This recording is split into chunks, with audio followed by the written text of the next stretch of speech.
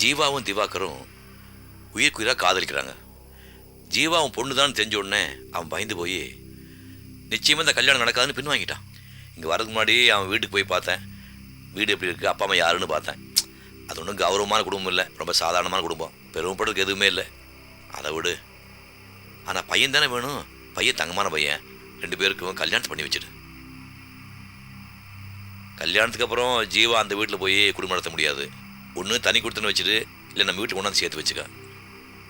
அண்ணே, நீங்களே சொல்றீங்க அந்த குடும்பம் ஒரு கௌரவமான குடும்பம் இல்லைன்னு. எனக்கு இந்த பையனை பத்தி ஒரு நல்ல அபிப்பிராயம் இல்லை. ரொம்ப வாய் அடிப்பான், ஒரு மரியாதை கொடுக்க தெரியாதவன். அந்த ஜீவாப்பா ஒரு அப்பாவி. அவளை போய் இவனுக்கு கல்யாணம் பண்ணி வைக்க சொல்றீங்களே? இல்லைங்க,